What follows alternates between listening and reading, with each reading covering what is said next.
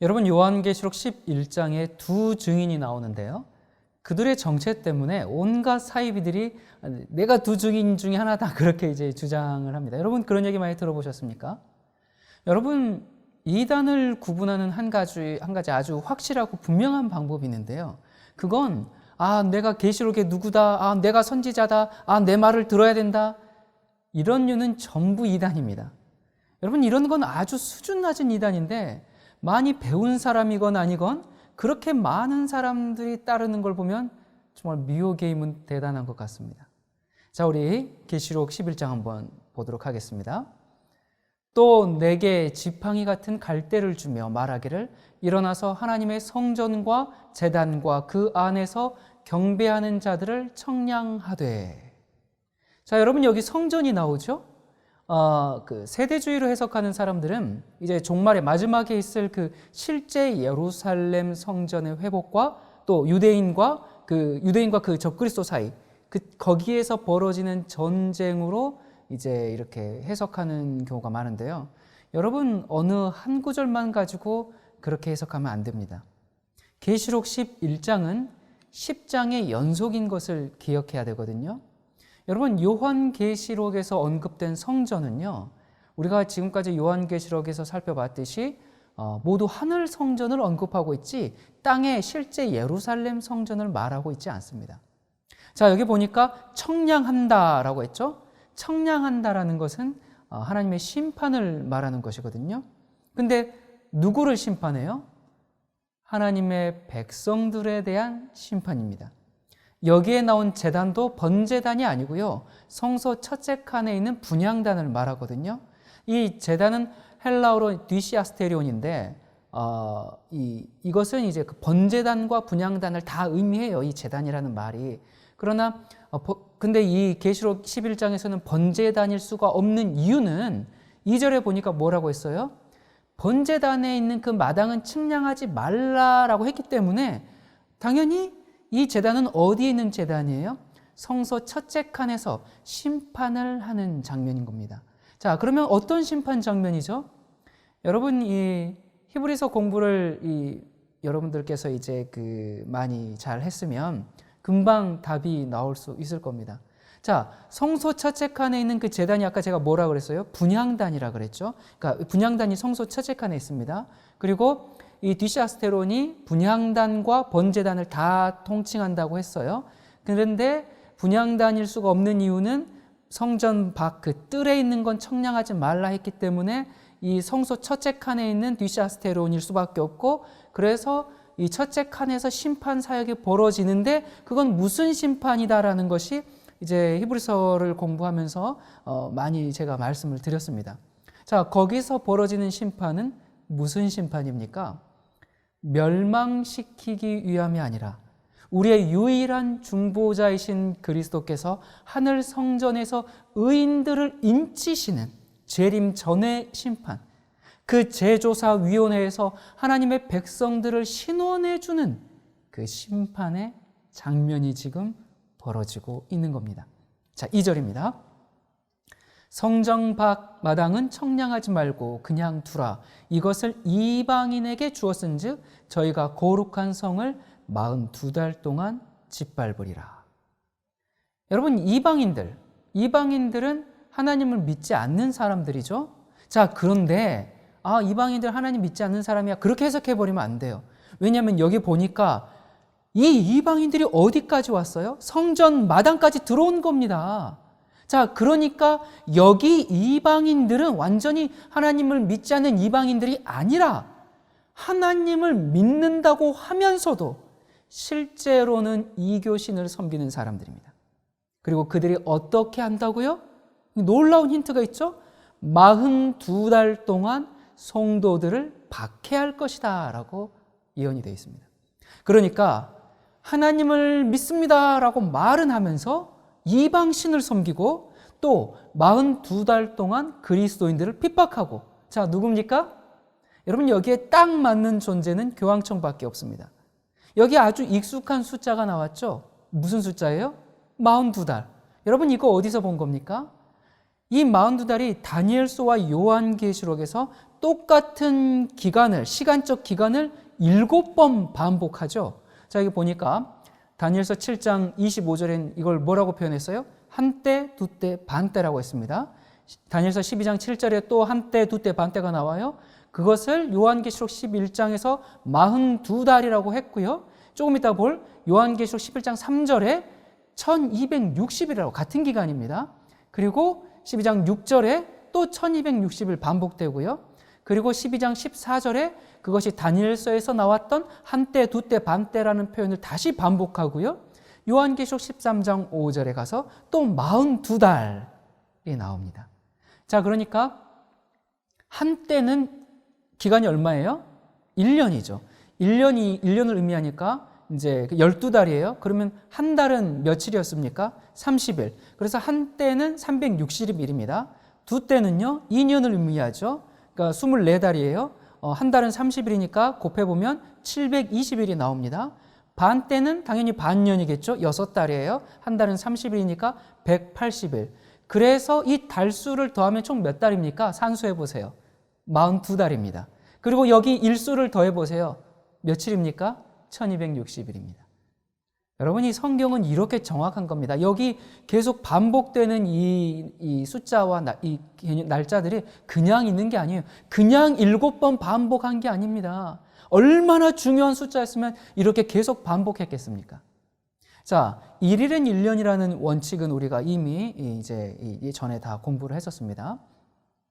그러니까 이 42달 기간은 그러면 실제로 1260일은 1260년이겠죠? 1일은 1년이니까. 그러면 이 1260년 기간은 언젠가?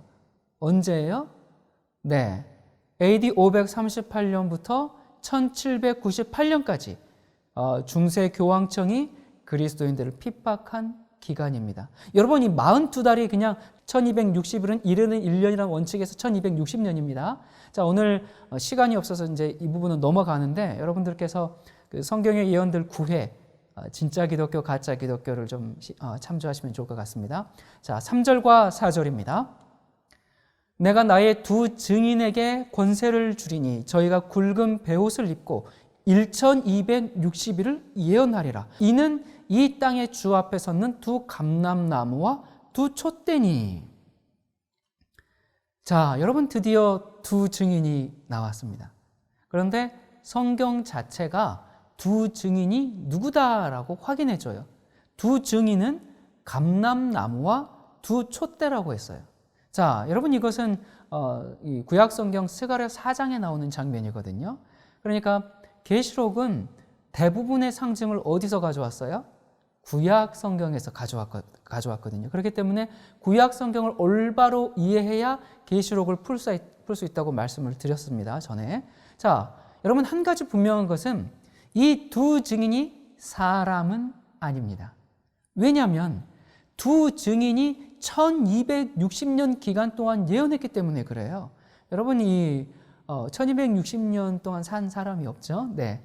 그러니까 감람나무는 이 감람유, 기름을 제공하는 그 기름의 원천이 되는 나무고요. 촛대는 뭐예요? 그 기름으로 불을 밝히는 겁니다. 그렇다면 두 증인은 이 1260년의 그 암흑기간 동안 감람유와 촛대처럼 계속해서 불을 밝혀왔다는 것을 우리가 알 수 있습니다. 그런데 어떤 환경에서 그렇게 했어요? 편한 환경이 아니고 뭘 입었어요? 베옷을 입었습니다. 여러분, 베옷은 상복이에요. 여러분, 상복은 언제 입습니까? 죽음의 슬픔과 고난을 나타낼 때, 깊이 회개할 때, 그런 이제 베옷을 입는다라고 이 성경에서 나오고 있거든요. 그러니까 이때 당시는 어떤 기간이었어요? 성경의 진리를 담대하게 전하는 사람들이 고문을 받고 감옥에 갇히고 순교를 당하고 또 깊은 산속과 동굴에 그런 데 파묻혀서 살 수밖에 없는 그런 처지가 되었을 때 이 충성된 두 증인이 그 베옷을 입고 슬피 울면서 예언했습니다.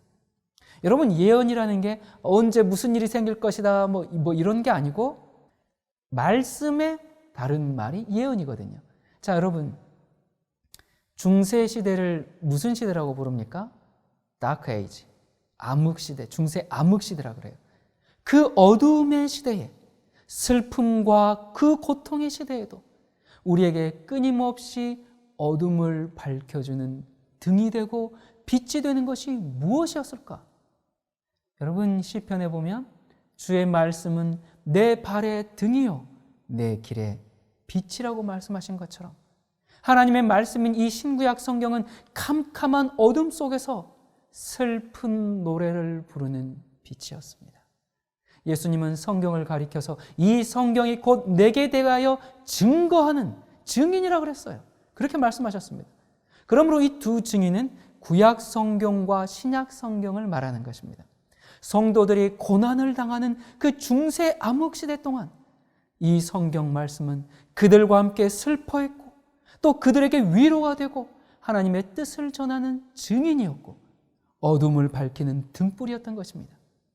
그런데 이 두 증인이 이 공산주의 세력으로부터 처참하게 짓밟히는 그런 인류 역사가 이제 등장합니다. 자, 보겠습니다. 7절부터요. 저희가 그 증거를 마칠 때에 무적행으로부터 올라오는 짐승이 저희로 더불어 전쟁을 일으켜 저희를 이기고 저희를 죽일 터인즉 저희 시체가 큰 성 길에 있으리니 그 성은 영적으로 하면 소돔이라고도 하고 애굽이라고도 하니 곧 저희 주께서 십자가에 못 박히신 곳이니라. 여러분, 1260년 동안 이 슬픈 노래를 끝마칠 때쯤에 무적행으로부터 올라오는 짐승이 성경을 완전히 박살을 내고 죽이는 그런 처참한 역사가 벌어집니다. 이 1260년의 박해 시대가 1798년에 끝나는데요. 그 기간이 거의 끝나갈 무렵에 대대적으로 성경을 핍박한 세력이 역사상 있었는가? 그렇습니다. 1789년에 일어난 이 프랑스 혁명이 바로 그것인데요. 여러분, 이 프랑스 혁명은 세계사에서 지금까지 영향을 미치고 있는 대사건입니다. 그러므로 성경의 예언이 이 사건을 언급한 것은 전혀 이상한 일이 아니죠. 이 프랑스 혁명이 이제 외관상으로는 자유, 평등, 박애 그것을 외치면서 일어난 혁명으로 보이지만 사실은 무신론을 유포시키고 또 공산주의의 기틀을 마련해서 소련과 또 동유럽 그리고 중국의 수십억 인구를 오늘날 그 공산주의 속에 가두어버린 실로 엄청난 사건의 발단이 바로 프랑스 혁명입니다. 여러분, 우리가 역사에 보면 역사에 기록된 모든 나라 가운데서 애굽처럼, 이집트, 애굽처럼 대담하게 하나님의 실존을 부인한 나라가 없습니다. 또한 애굽의 왕처럼 하나님의 권위에 대하여 오만한 태도로 반항한 왕은 없습니다. 여러분이 모세와 대항했던 바로 왕 아시죠? 그 애굽의 왕 아니었습니까? 그러므로 이 애굽으로 표상된 나라는 하나님을 부정하고 불신과 반역의 정신을 나타내는 그 무신론을 말할 때 성경은 항상 애굽을 이제 등장을 시킵니다. 이 프랑스 혁명, 이것은 오늘날 공산주의라고 하는 엄청난 유산, 정말 그 열매를 남겨버리고 말았는데요. 이 칼 막스는 공산주의의 이론을 세우기 위해서, 그리고 또 렌닌은 1917년에 볼셰비키 혁명을 준비하면서 바로 프랑스 혁명으로부터 사상과 교훈을 얻었습니다. 이 영국의 역사가 그리는 말하기를 이렇게 얘기합니다. 우리는 아직 프랑스 혁명이 세계사에 끼친 모든 영향을 완전히 파악하지 못하고 있다. 그것은 수문을 열어놓은 결정적인 사건이었다. 우리는 아직도 이 수문에서 터져나온 물줄기에서 헤엄치고 있으며 이 물결 위로 머리를 들기조차 어려울 때가 많다. 여러분, 이 그린 교수의 말은 너무나 적절합니다. 우리는 프랑스 혁명의 결과로 이 무신론의 물결과 지금 더불어서 지금 싸우고 있습니다. 오늘날 전체 인류의 4분의 1의 사람들이 이 마르코스 정부의 그 통치 아래서 지금 살고 있습니다. 그리고 또 이 소돔, 애국가 이제 소돔이라고 했잖아요. 소돔은 뭘 대표합니까? 음란을 대표하죠. 이 프랑스 혁명 당시에 정말 옛 소돔을 멸망시켰던 것 같은 그런 똑같은 도덕적인 타락이 아주 편만했습니다. 역사가는 이 시대의 상황에 대해서 이렇게 기록합니다. 결혼 제도가 당사자 두 사람이 마음대로 결합하였다가 다시 헤어질 수 있는 일시적인 성격을 띈 것으로 전락해버렸다. 악마들이 인류의 가정 생활에 있어서 가장 고귀한 것을 가장 효과적으로 파괴해버리고 이 시대의 결혼은 간음의 예식이 돼버렸다. 자, 과연이 정말 이 프랑스 혁명 당시를 설명하기에 적절한데요. 자, 그렇다면 왜 프랑스 혁명이 일어났을까요? 여러분, 이 혁명이 일어나기 전에 이 프랑스는요, 어떤 나라였는가? 종교 개혁을 끝까지 거부하고 온갖 부패와 타락이 극도에 달했던 나라입니다. 그리고 이때 당시에 약 20만 명의 거지들이 굶주림에 노출되었었는데 예수의 사제들과 주교들은 온갖 사치와 향락을 누리면서 백성들은 압제에 눌려서 하루 먹을 빵을 구하기도 어려웠습니다. 백성들은 소작농으로서 이 귀족들의 지나친 요구에 복종하지 않으면 안 돼서 이 귀족 계급은 전부 성직자들 계급이 거의 대부분이었죠. 그래서 국가와 성직자들에게 내는 그 세금으로 이 민중들은 이제 그 한계에 다다르고 있었던 겁니다. 귀족들은 이 농부들이 굶어 죽는 것에는 전혀 관심이 없었어요. 이 특권층의 사람들이 약 15만 명이나 되었었는데요. 그들의 욕망을 충족시켜 주기 위해서 수백만 명의 사람들이 절망적이고 비참한 생활을 할 수밖에 없었습니다. 자, 그러자 무슨 일이 벌어졌어요? 1789년 7월 14일 무슨 사건이 벌어졌습니까? 분노한 시민들이 바스티유 감옥을 습격하면서 드디어 혁명의 불길이 타오르기 시작했죠. 이때 이 정말 지독한 흉년의 민중은 굶주림에 허덕이는데도 루이 16세는 그 유명한 베르사유 궁전에서 대연회를 열고 또 왕비 그 마리 앙투아네트 많이 들어보셨죠? 빵이 없으면 케이크를 먹으면 되지 이런 말을 했다는 이제 얘기들이 시민들에게 전해지게 되었습니다. 그래서 시민들은 분노하여 궁으로 몰려갔고 결국 이 1793년 1월 21일 루이 16세는 민중의 적으로 단두대에 올려져서 사형이 됐고 그리고 왕비 앙투아네트도 그의 10월 16일 38살의 나이로 단두대에서 처형이 됐습니다. 수많은 사람들이 단두대의 이슬로 사라졌어요. 그동안 왕과 교회에 억눌렸던 감정이 한꺼번에 폭발해서 이 분노한 시민들은 성당을 부수고 성직자들을 노예로 삼는 것을 그들의 기쁨으로 삼았습니다. 여러분, 프랑스 혁명은 현재 우리가 살고 있는 이 세계에 아주 막대한 영향을 끼쳤습니다. 그 피비린내 나는 그 공포 정치의 기간에는 수개월에 걸쳐서 날마다 수십여 명의 남녀들이 단두대에서 목이 잘려 죽어나갔습니다. 거기에는 귀족과 성직자뿐만 아니라 일반 시민들도 예외가 없었습니다. 그때는 뭐 부자건 가난하건 아무도 안전하지 못했습니다. 이 혁명이 벌어지니까 거의 이제 나라의 질서가 엉망이 되었겠죠. 그래서 이 사람마다 또 혁명에 대해서 서로 다른 의견을 가지고 있었기 때문에 서로 의견이 다르면 누구나 반동분자로 잡혀갈 수가 있었습니다. 심지어 이 바로 공포정치의 장본인인 맥시밀리앙 로베스피에르 같은 경우도 어떻게 됐어요? 이걸 시작해놓고 그 사람도 결국 단두대의 이슬로 사라지고 말았어요. 그러다가 이 단두대로 죽이는 속도가 너무 느리다 싶으면 어떻게 했습니까? 사람들을 100명씩 모아놓고 대포를 쏴서 죽였습니다. 또 시체 처리로 골치가 아플 때는 수백 명의 사람들을 배에 실어가지고 가가지고 루아르 강에 배가 가라앉게 했습니다. 이런 형편이다 보니까 이제 물론 다른 정치적 어떤 이제 계산도 있었지만 유럽이 이 프랑스 혁명을 중지시키기 위해서 프랑스에 이제 선전포고를 했어요. 이때 프랑스에서 전쟁의 신이 등장하는데 그가 바로 나폴레옹입니다. 자, 이 나폴레옹이 이제 23년에 걸친 이 유럽과의 전쟁에서 프랑스 군대를 지휘했거든요. 이 프랑스 혁명이 일어나기 전까지의 그 유럽의 모든 전쟁들은 그 전쟁이 어떻게 일어났냐면 용병들, 이제 직업 군인들이죠. 뭐 다른 나라에서 사오기도 하고 아무튼 그런 용병 직업 군인들에 의해서 치러졌습니다. 그러니까 백성들의 입장에서는요, 뭐 전쟁이 일어나도 별로 상관이 없었어요. 그건 왕의 국왕의 전쟁이지 자기의 전쟁이 아니었습니다. 그런데 이 프랑스 혁명이라는 시민 혁명을 통해서 왕정이 무너졌어요. 그래서 근대 유럽에서 최초로 국가는 곧 자신이다라는 개념이 시민들에게 이제 인식이 되었어요. 그래서 시민들이 자발적인 전쟁에 참여해서 군대가 조직되어서 용병이 아니라 드디어 국군, 국군이라는 징병 제도가 이때부터 이제 시작하게 됩니다. 아주 새로운 개념이 시작하게 된 거예요.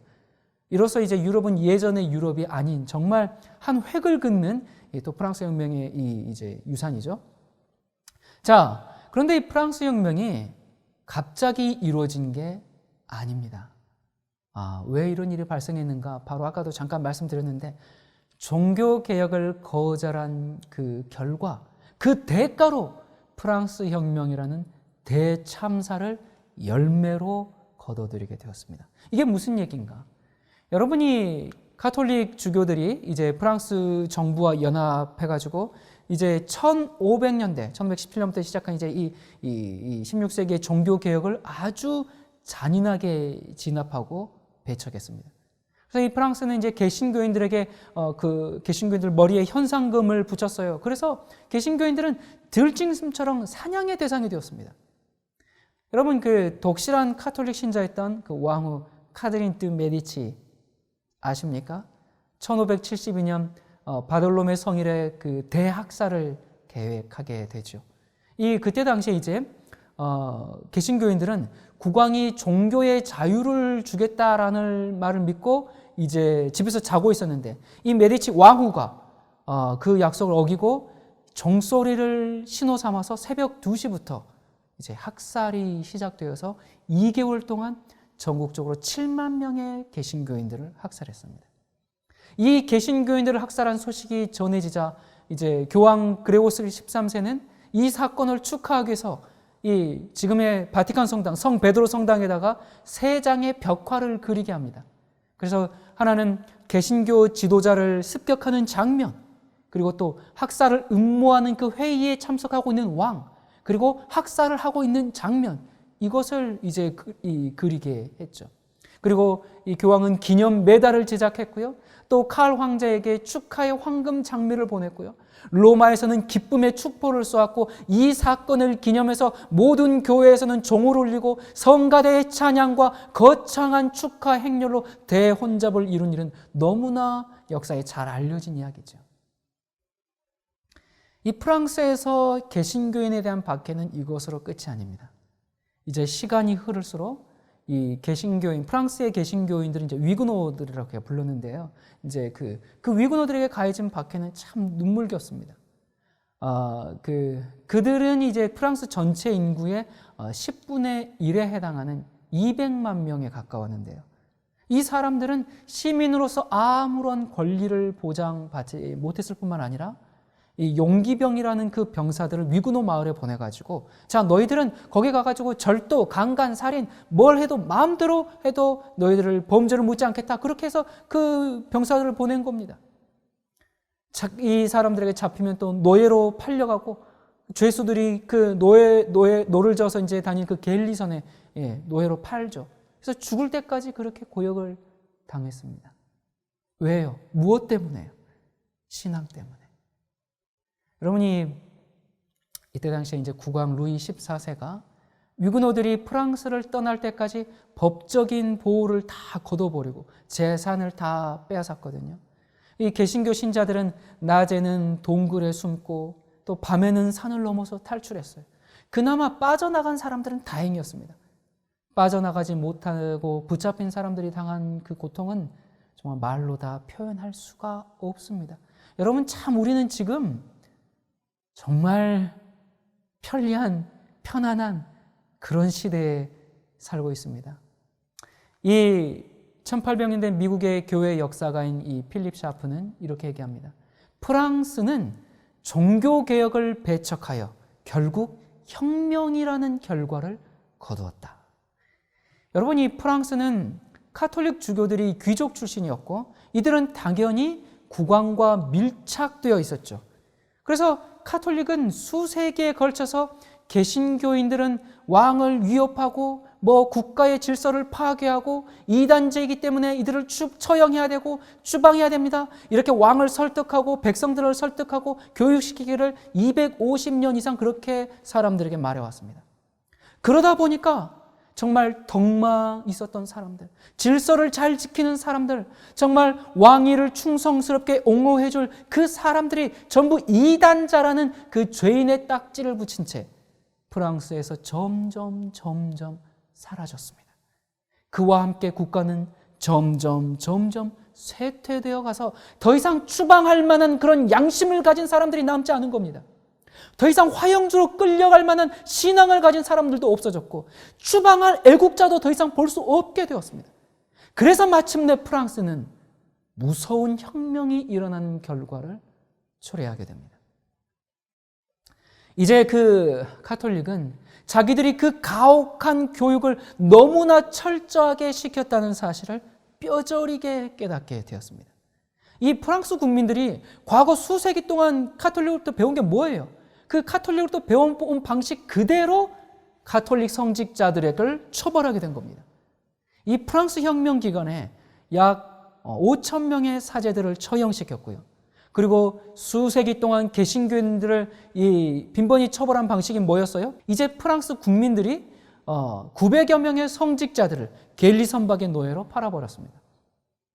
이 가톨릭 교회는 과거에 국왕을 사주해서 조종하면서 위구노 교도들을 다 추방했는데 이제는 4천여 명의 가톨릭 성직자들이 목숨을 구하기 위해서 프랑스를 몰래 밤중에 떠나 도망가야 하는 그런 일이 이제 생기게 된 겁니다. 그리고 1798년 2월 15일 무슨 일이 벌어졌습니까? 바로 나폴레옹의 군대가 로마의 시스티네 성당에 들어가서 교황을 붙잡아서 감옥에 집어넣고 이 교황은 피우스 6세는 이제 거기에서 죽고 말았죠. 자, 이 공포 정치의 장본인인 이 로베스피에르는 참으로 의미심장한 얘기를 이렇게 했습니다. 나는 가톨릭 주교들이 창안해 놓은 종교만큼 무신론을 그렇게 근사하게 닮은 다른 것을 전혀 보지 못했다. 그들은 자신들의 형상에 따라 신을 창조해왔다. 신은 질투심이 많고 변덕스럽고 탐욕적이며 잔인하고 달랠 길 없는 존재로 만들었다. 그들은 자기들의 능력이 허락하는 한 신을 소멸시켰다. 여러분, 참으로 무서우리만큼 엄숙한 선언이 아닐 수가 없습니다. 여러분, 그리스도께서 이 땅에 계실 그 당시에 하나님을 섬기면서도 하나님의 아들을 십자가에 매달고 초대교회를 박해한 그 유대인들, 또 하나님을 섬긴다고 하면서 그리스도인들을 박해한 가톨릭교회, 그리고 오늘날 기독교는 어떻습니까? 이러한 평가에 자유롭습니까? 하나님을 올바로 드러내고 있습니까? 아니면 1000년 동안 가톨릭이 그래왔던 것처럼 그 행태를 답습하고 있습니까? 가능한 한 신을 소멸시키고 있는 모습이 혹시 현대 기독교의 모습 아닙니까? 만약 오늘날의 기독교회가 이런 가톨릭의 모습을 재현하고 있다면 그 결과 역시 동일한 열매를 거둘 것입니다. 단두대는 신부들의 피로 물들었습니다. 개신교회도 회개하여 돌이키지 않는다면 곧 그렇게 될 것입니다. 우리 11장 10절입니다. 두 선지자가 땅에 거하는 자들을 괴롭게 한 고로 땅에 거하는 자들이 저희의 죽음을 즐거워하고 기뻐하여 서로 예물을 보내리라 하더라. 자, 여러분, 이 두 선지자는 앞서 말했듯이 구약 성경과 신약 성경입니다. 자, 방금 우리가 읽었던 말씀처럼 시민들은 이제 곳곳에 있는 성경을 찾아내서 될 수 있는 대로 모멸적인 태도를 보이면서 침을 뱉고 발로 짓밟고 그렇게 하면서 불에 태웠고, 성당 안에 있는 금과 은을 시청으로 옮겨왔고, 또 파이프 오르간과 여러 기구들을 다 뜯어갔고, 그리고 성당 안에서 사제들의 흉내를 내면서 파티를 열고, 그리고 그 안에서 나체춤을 추면서 기뻐했다라는 기록들이 있습니다. 그리고 이 공포시대 동안 아주 희한한 일을 하나 합니다. 그 뭘 하는가? 이 1793년 11월 26일 이 프랑스 의회는 성경을 금하는 법을 만들어서 이 공포를 했습니다. 그러니까 하나님은 프랑스 공화정 아래서 죽었다라고 이 국가적으로 선언을 하는 거예요.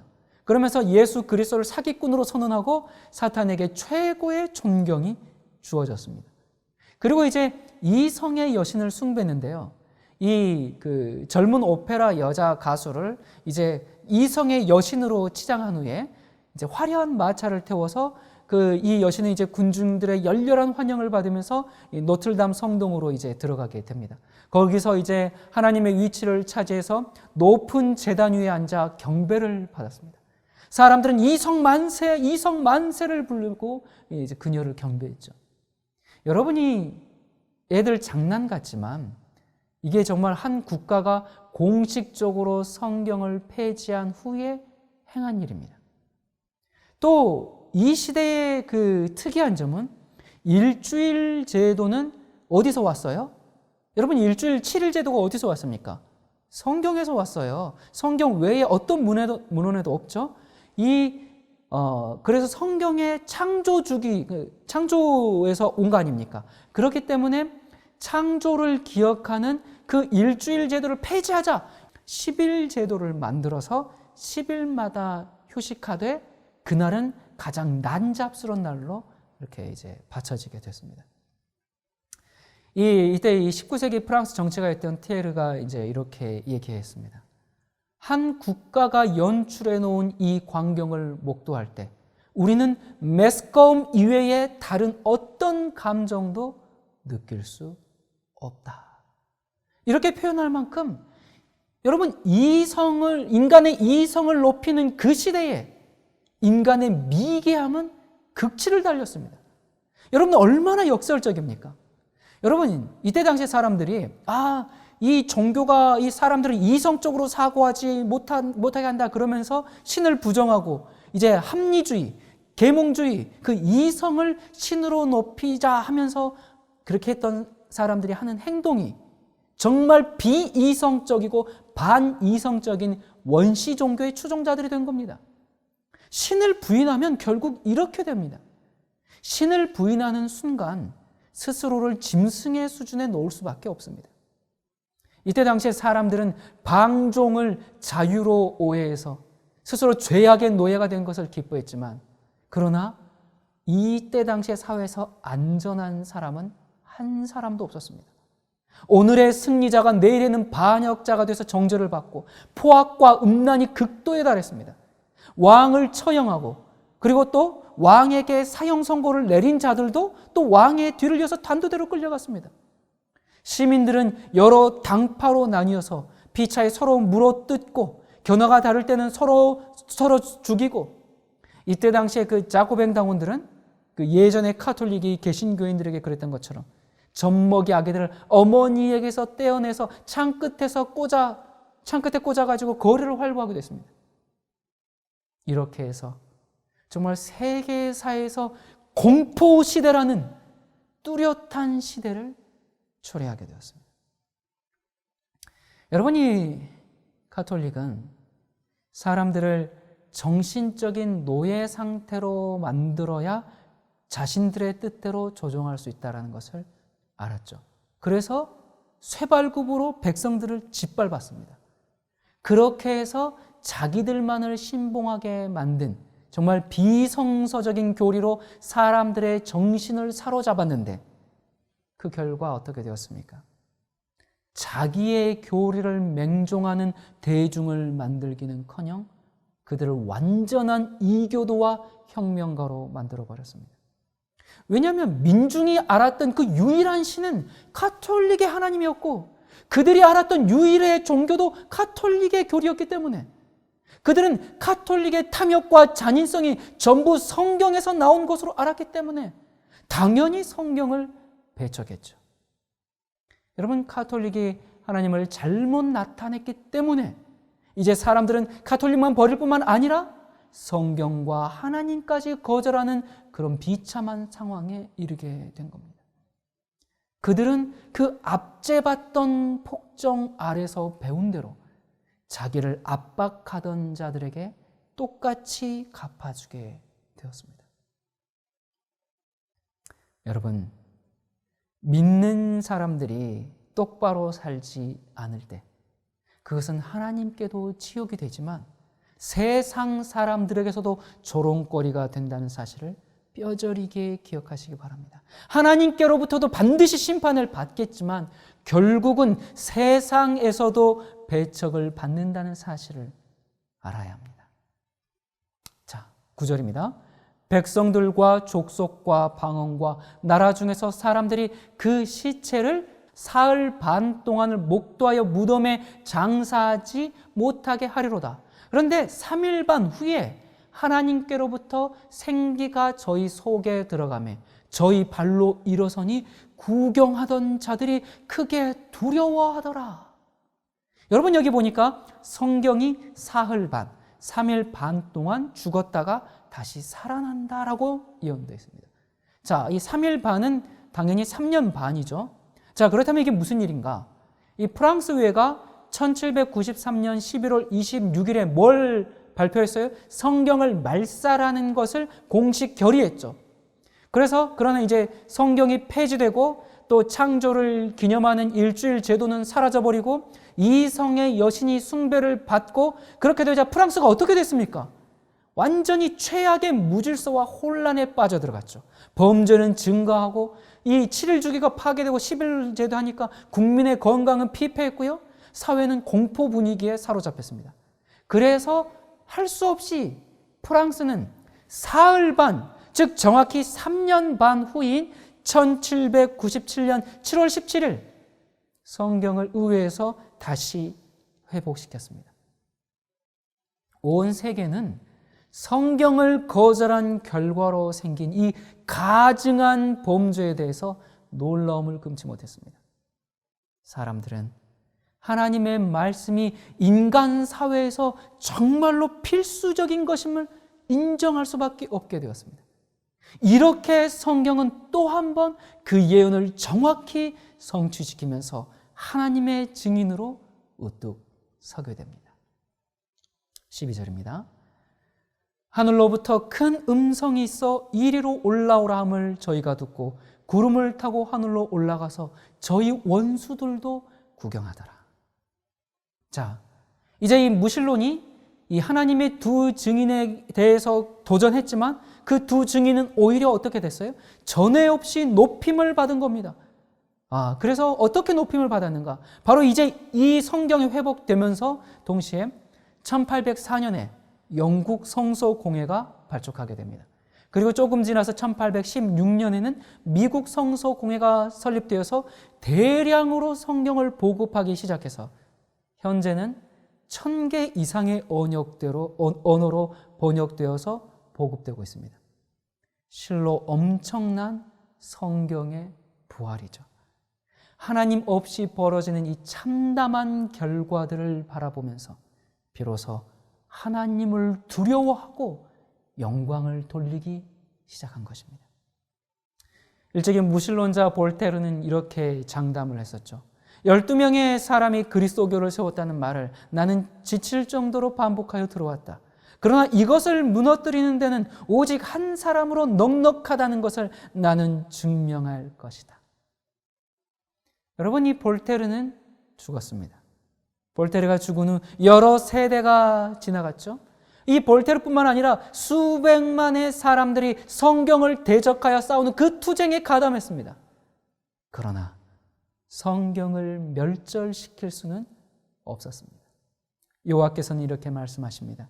무릇 너를 치려고 제조된 기계가 날카롭지 못할 것이라. 무릇 일어나 너를 대적하여 송사하는 혀는 내게 정죄를 당하리니. 자, 여러분, 그런데 이제는 우리가 성경을 편안하게 가지고 있습니다. 종류별로, 번역본별로 정말 집에 몇 권씩은 다 가지고 있습니다. 그러면서 또 나는 성경을 믿습니다 라고 말을 합니다.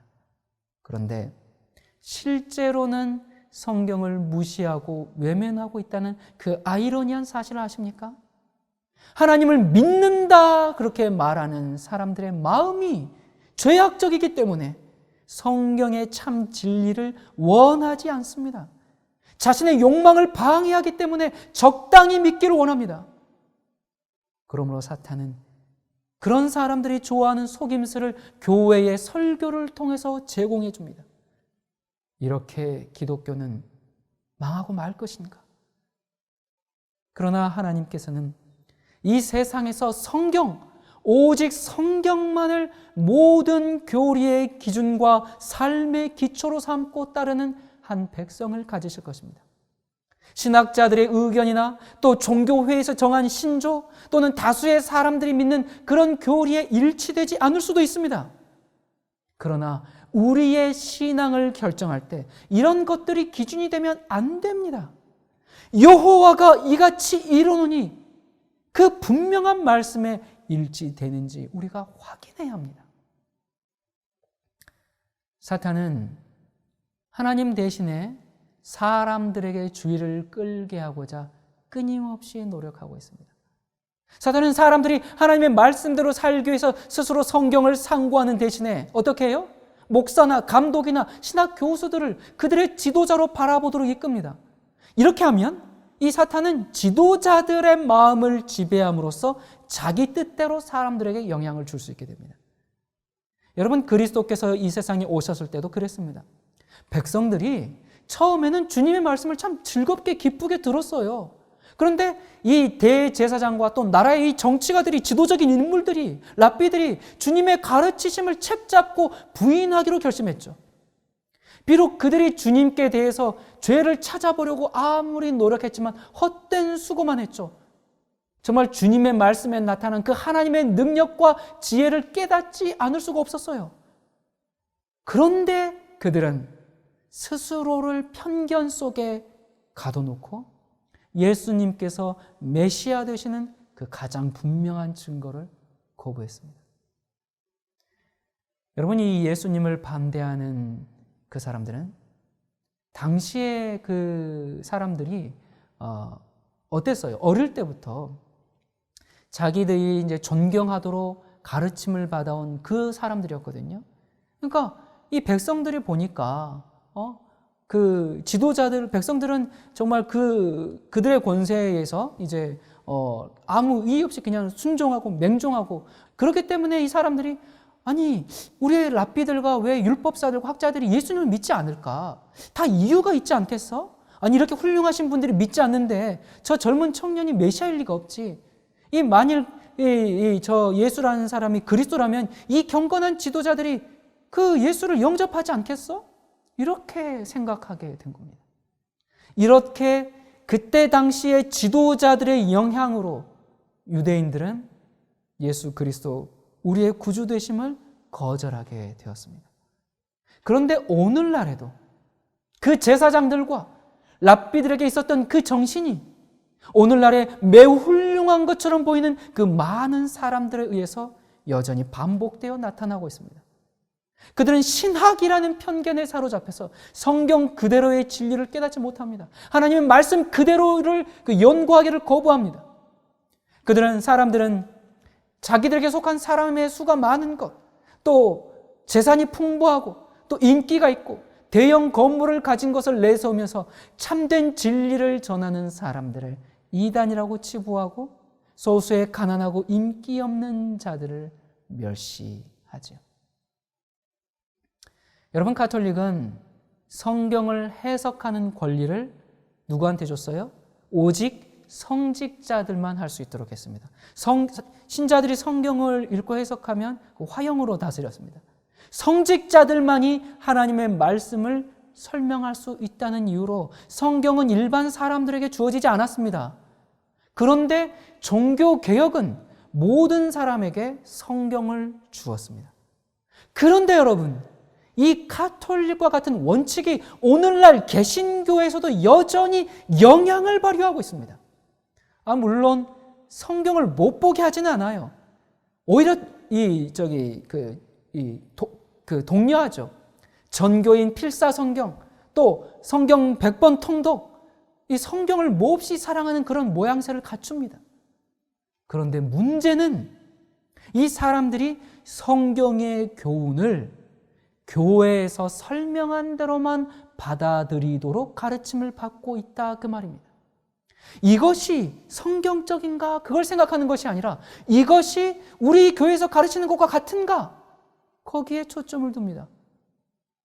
성경에 아무리 분명히 계시된 것일지라도 이 교회가 확립해 놓고 담임 목사님이 말씀해 놓은 그 가르침에 반대되는 것은 아무것도 받아들이지 않으려는 사람들이 오늘날에도 수없이 많은 겁니다. 여러분, 누가 거짓 교사일까요? 누가 거짓 선지자일까요? 성경에는 거짓 교사들에 대한 경고가 충분히 주어져 있음에도 불구하고 그냥 자신들의 영혼을 그냥 성직자들에게 맡기고자 하는 신자들이 대다수입니다. 오늘날 많은 교인들이 예수님의 가르침에는 거의 유의하지 않고 그냥 지나쳐버리면서 교회 목사들의 말은 맹목적으로 믿습니다. 우리의 영혼을 그런 그냥 목사들에게 맡겨도 될까요? 여러분, 많은 사람들이 세속의 길을 끊어버릴 도덕적 용기가 부족하기 때문에 그냥 교회에서 가르쳐준 대로 믿기를 원합니다. 스스로 말씀을 상고하기를 싫어하기 때문에, 성경을 스스로 읽고 연구하기를 싫어하기 때문에 속절없이 거짓의 쇠사슬에 매여 있게 됩니다. 이 사람들은 이 시대를 위한 진리가 분명히 선포되는 말씀을 들을 때 성령의 능력이 수반되고 있음을 느낍니다. 그러나 비록 양심이 찔림을 받고 또 하나님의 호소를 들을지라도 감히 자기 교회 지도자들과 목사들과는 다르게 생각하려고 그렇게 선택하지 않습니다. 그들은 빛을 어둠이라는 그 지도자들의 반대에 맹종하게 됩니다. 여러분, 우리는 이 세상 역사의 가장 엄숙한 시기에 살고 있습니다. 지상에 살고 있는 정말 수많은 사람들의 운명이 곧 결정되려 하고 있습니다. 우리는 지금 하나님과 나 사이에 살아있는 그 생명의 경험을 얻기 위해서 노력해야 합니다. 우리에게 주어진 이 시간 한순간도 우리는 허비하지 말아야 합니다. 큰 교회에 다니고 있다고 구원받는 것 아닙니다. 많은 사람들이 믿는다고 진리가 아닙니다. 많은 사람들은 하나님 앞에서 자신들의 진정한 상태가 어떤지 속고 있습니다. 잘못된 가르침에 기만에 빠져 있기 때문에 속고 있습니다. 아니, 어쩌면 속고 싶어 하는지 모르겠습니다. 스스로를 계속 속이고 있습니다. 여러분, 하지만 시련의 날이 이를 때에 하나님의 말씀을 자기들의 생애의 법칙으로 삼고 있는 하나님의 백성들이 나타날 겁니다.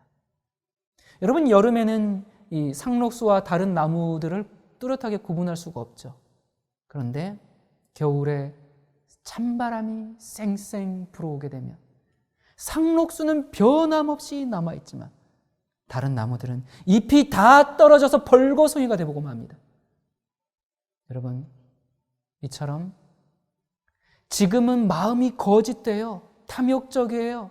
거짓된 평안과 구원의 만족 가운데 있고 그런 신앙을 고백하는 그런 사람들과 진짜 그리스도인을 구별할 수가 없습니다. 그러나 그 구별이 분명히 지어질 때가 이미 절박해 있습니다. 우리의 믿음이 참인지 거짓인지 시험할 때가 지금 눈앞에 당도했습니다. 여러분, 세상의 인정을 따르지 말고 좁은 길을 택하시기 바랍니다. 사람을 따르지 말고 성경을 따르시길 바랍니다. 시편 기자는 주의 증거를 묵상함으로 주의 법도로 인하여 내가 명철케 되었으므로 모든 거짓 행위를 미워하나니, 그렇게 말했습니다. 교회 안에서 잘못 가르쳐지고 있는 하나님의 말씀, 너무나 두려운 일입니다. 여러분, 모든 거짓된 행위를 미워하고 성경의 참된 진리를 깨닫게 해달라고 성령께 간구하시기 바랍니다. 이사야 40장 8절에는 풀은 마르고 꽃은 시드나 우리 하나님의 말씀은 영영이 서리라 하셨습니다. 여러분, 사람의 권위 위에 세워진 것은 무엇이든지 무너져 버릴 것입니다. 그러나 하나님의 변함이 없는 말씀의 반석 위에 세워진 것은 영원히 서 있을 것입니다. 기도하겠습니다. 진리이신 하나님 아버지, 우리를 거룩하고 순결한 진리 가운데로 인도하여 주시옵소서. 하나님의 분명한 음성이 우리의 귓가에 들릴 때, 성령께서 호소하시는 말씀이 내 마음을 울릴 때 우리가 저항하지 아니하고 주님, 제가 주님 앞에 다시금 엎드리오니 진리를 깨닫게 하시고 그리고 내가 그 말씀대로 살기를 원한다라는 간절한 우리의 고백이 울려 퍼질 수 있도록 도와주시옵소서. 아버지, 세상은 너무나 캄캄합니다. 너무나 어둡습니다. 너무나 혼란스럽고 혼돈 가운데 빠져 있습니다. 주님, 비록 이러한 시대지만 하나님의 빛은 여전히 비추고 있으며 답답하고 캄캄한 심령들 속에 하나님께서 역사하고 있음을 인하여 참으로 감사를 드립니다. 주님의 빛이 우리 각 사람의 마음에 임하실 때에 우리가 저항하지 아니하고 거절하지 아니하고 주님 앞에 나아갈 수 있는 담대한 믿음 허락하여 주시옵소서. 영원히 흔들리지 않을 예수 그리스도 이름으로 간절히 기도드립니다. 아멘.